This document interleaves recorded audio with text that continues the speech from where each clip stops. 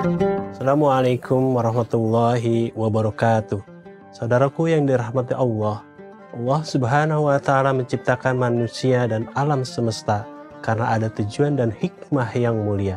Di dalam Al-Quran, Allah Subhanahu wa Ta'ala berfirman, "Wa ma khalaqtul jinna wal insa illa liya'budun." Yang artinya, tidaklah aku ciptakan jin dan manusia kecuali untuk beribadah kepadaku. Quran Surat Al-Zariyat ayat 56. Kaum muslimin yang dirahmati oleh Allah, inilah tujuan kenapa kita ada di muka bumi ini. Inilah tujuan yang mulia kenapa Allah turunkan Al-Qur'annya. Allah utus Rasulnya Sallallahu Alaihi Wasallam di muka bumi ini. Tiada lain, tiada bukan untuk menegakkan kalimat La ilaha illallah. Tidak ada sembahan yang berhak disembah kecuali hanya Allah Subhanahu wa Ta'ala. Kecuali hanya satu kata-kata ini. Kecuali hanya satu tujuan ini, yaitu tegaknya kalimat tauhid di muka bumi ini. Untuk itu, jangan heran kalau kalimat tauhid menjadi inti dakwahnya para nabi dan rasul. Karena Allah Subhanahu wa Ta'ala telah menegaskan dalam Al-Quran di dalam banyak ayat. Untuk itu, sebagai hamba yang beriman kepada Allah, sebagai hamba yang sejati, hamba yang lemah, hendaknya mengetahui hakikat inti penciptaan kita. Apa tujuan kita diciptakan di dunia ini? Yaitu mengabdikan diri hanya kepada Allah Subhanahu wa Ta'ala. Untuk kaum muslimin yang dirahmati oleh Allah Subhanahu wa Ta'ala, mari kita perbaiki akidah kita. Mari kita perbaiki hubungan kita dengan Allah Subhanahu wa Ta'ala. Tauhid kita kepada Allah Subhanahu wa Ta'ala. Sebelum kita bersemangat dalam membahas sedekah dan zakat, sebelum kita bersemangat untuk membahas masalah berbakti kepada orang tua, silaturahmi, syariat Islam dan yang lainnya, mari kita gembor-gemborkan, mari kita tegakkan kalimat tauhid di hati-hati kita, di hati orang-orang yang dekat dengan kita. Mari kita tanamkan kalimat La ilaha illallah di anak dan istri kita, tetangga kita, orang tua kita, bapak dan ibu kita, dan orang lain di sekitar kita. Baru kita berbicara yang lainnya. Baru kita bicara masalah sedekah.